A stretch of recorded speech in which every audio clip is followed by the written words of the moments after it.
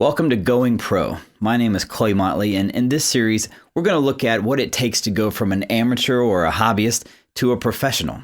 Now, I don't mean just are you getting paid for it, although that's one aspect of it, but what are those things that separate amateurs and local hobbyists from someone who does this professionally, whether it's full-time or part-time? When I was starting out playing music, all I really knew is I want to play music. There were a lot of things I wish someone had told me so that I didn't have to make some of these mistakes the hard way. And that's what this series is all about. In today's video, we're going to hear from my friend Eddie Buchanan. Eddie has played in 3 different bands that have all grown to tour nationally. So he's got some great insight. From equipment and gear to rehearsal versus practice to even just attitude, Eddie's got 8 tips he's going to share to help you raise your game. This is Going Pro, Local Bands. All right, so we're here with my friend Eddie Buchanan. I have known you 10 years or so, going on that about our kids. Eddie's a local drummer here in Richmond, but also the drummer for Tony Jackson's national touring band, as well as road managers who pull double duty. And we're going to talk about all that stuff today. But I know you recorded parts for my last album, Best of Days. I don't remember all the songs, but I know you did a couple of them on there. But Bonita, Best of Days. Yeah. And I don't know if I can't remember the rest of them. And some tambourine. Percussion-y things. All kinds of stuff. But let's talk about your background. So did you tell me you didn't start on drums? Didn't you start on a different instrument? Well, I started on drums at about 8 years old. Okay. And before I got into the music program in elementary school. So drums were around the house, and gotcha. You have to play to be in my family, I think. So there was always an instrument around, and I just gravitated to drums. And then when I went to school, they weren't taking any drummers in elementary school band. They handed me a trumpet to play this. So I played drums outside of school, took lessons. Jay Armentrout was my teacher, a big, Richmond known teacher. Shout out. Shout out to Jay. And played trumpet. And then my senior year, I finally had enough of the trumpet, and I switched back to drums. But you played all through middle school and high school? Yeah. Every year on trumpet? Uh-huh. Wow. But I was always playing drums. I'd go home and play the drums. I didn't go home and practice the trumpet. Right. So that's the kind of the way that works. Gotcha. Okay. I know you played in a bunch of bands, like right out of high school and stuff. Talk about some of those early bands that you were in, even if they're like, garage bands or whatever. Who were some of the guys in the bands that you played in? Earliest gigs I remember playing were like playing a snare drum in church at maybe 10 years old or something with my parents. And then all the way up through funk to rock to now traditional country. I played everything from oompa music at bar mitzvahs to whatever. I got a full-time touring band gig with a band called Legs Band. They're still around today too, based in Roanoke. Yeah. Shout out to Legs Band. Yeah, and we were on the road full-time. I don't know how long that lasted. Pretty good while, a few years. Then an injury caused me to have to come off the road. I broke my foot. First place I went when I got back from the doctor was the drum kit to see if could I push that pedal or not, and nope. So I had to bow out, and I was in and out with that band for a little bit, and then there was like a period of time where I had to grow up. Got a job and got married and kids and all that sort of thing. Yeah. And then I would still play. I'd play at church. Enjoyed playing at church a lot because you got a new set of songs every week, and it was kind of session-like. Then my sister, who's also a musician, she, and some of our friends, let's do a cover band. And let's do a cover band that's so awesome that, they've never seen anything like it.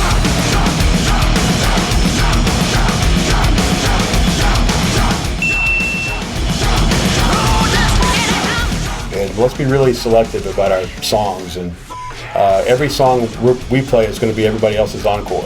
Okay. We went with that kind of mindset. It's like the greatest hits. The greatest hits. And we ended up putting this band together called Rosie Soul.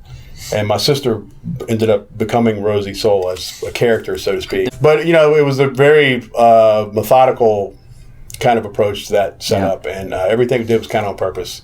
And it worked really well. We had a tremendous following. We had an old RV we'd ride around in and stuff. I had some great road crew people, and tremendous shows. I mean, a tremendous turnout. So, and then in that process, I met Tony Jackson. Going from a band that was touring to then back to a band that was playing local shows to 5 or 6 people, then back to a touring band. Right. Like, what was there any difference in? There's no difference in my mind. Okay. How big the room is, or how big the show you believe the show is, you never know. Right. there should never phone it in would be my first advice. Right. Where you're just going to show up and just play. Oh, there's nobody at the show, Right, so we're just going to lay back. Never. Right. The handful of people that did come to the show, give them what they pay for, man. Yeah, that's true. Go ahead and kill it. I think that's an important distinction to make. The difference between practicing and rehearsal. Yeah. Practicing is for you as an individual. It's for something I do personally to prepare myself to play. Rehearsal is something you do with other people. I use my practice time to prepare to be in the rehearsal, so that I have a chart and I understand that I already figured out the tempos and I have a rough sketch of what I'm going to do. I show up with that, not showing up at rehearsal going, okay, what key and what are we doing today? Yeah, right. So for drummers, maintaining stick speed and control and those things require maintenance types of exercises that you have to do a couple times a week just to keep the speed and finesse. Right. So if you don't allocate that time, you probably won't be able to play that level, and then you just probably won't get the call, not more than once. Right. Yeah. Right. You won't get the recall. Find out one time. That's right. That's right. I think the best advice I could give any band when they are getting their act together is record everything you do. I have a playlist in my phone that's our 90-minute show, and I can run it whenever I want. Right. So if we haven't played a show in a couple days, I'll probably throw in my headphones and run that show just for simple muscle memory. I know it to where I could just, almost puke, right? You play it so much, but just to maintain the muscle memory. So when we are on stage, I'm not thinking about anything other than having fun. And then play different styles of music that I think is important. I'll usually, if I'm just jamming, I'll play something completely unrelated to what we do on our main gig. So, and then we play from time to time, just messing around, just nice. Vocally, those are great opportunities to push, do something different. Yeah, if you want to have a professional attitude towards this, if you're coming in to play a bar, send them do an advance of that show. Call them a week ahead and go, hey, and that's really about as far ahead as you can get.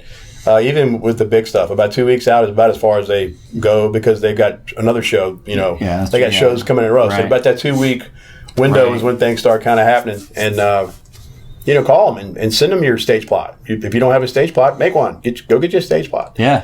Map out where your people are and your inputs and where do you need power. Things like that. That's important information that you'll impress the house sound guy if you come in with your act together. And if you roll in it's just all going to be great. It probably not. Even if it's a local bar, advance the show. Yeah, advance the show. Call ahead of time. Tell them what you got. Prepare. Would that be the biggest? At least offer thing? the information. I mean, they might tell you to take a hike, but at least go, hey, I can provide you this. Right. Here it is if you want to look at it. Sometimes they look at it, sometimes they don't. Right. I think the biggest thing that I see separates kind of the big dogs from those on the porch is think of it as a show.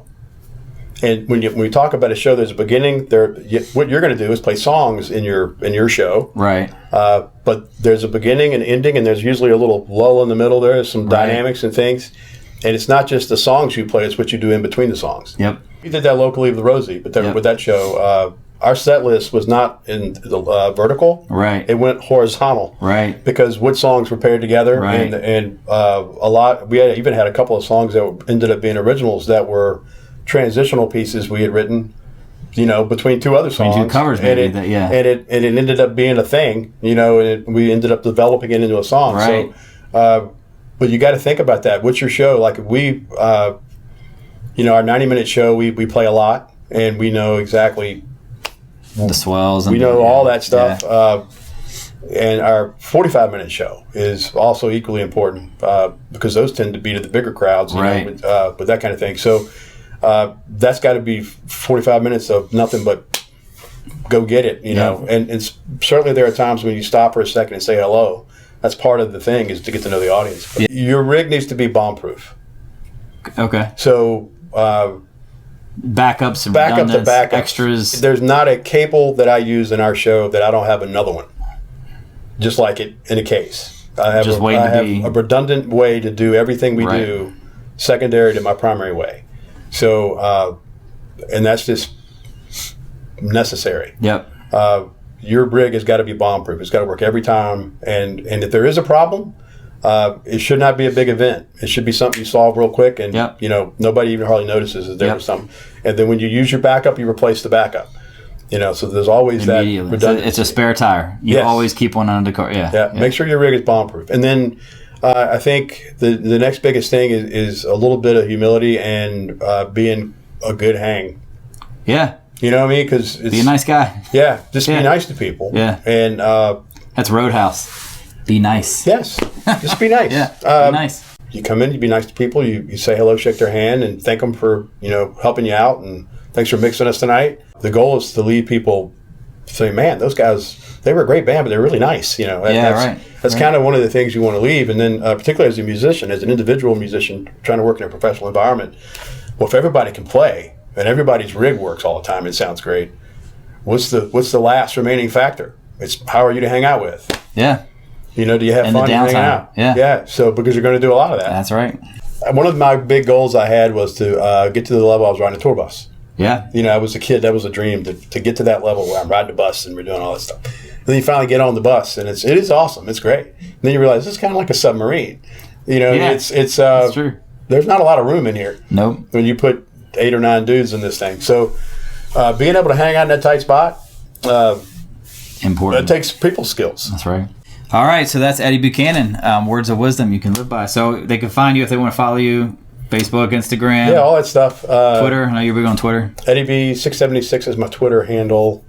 I think it's the same thing on Instagram. I don't know. And then they'll be right here.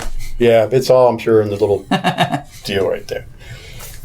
But yeah. Perfect. Thanks, man. Yeah, man. Thank you. Yeah.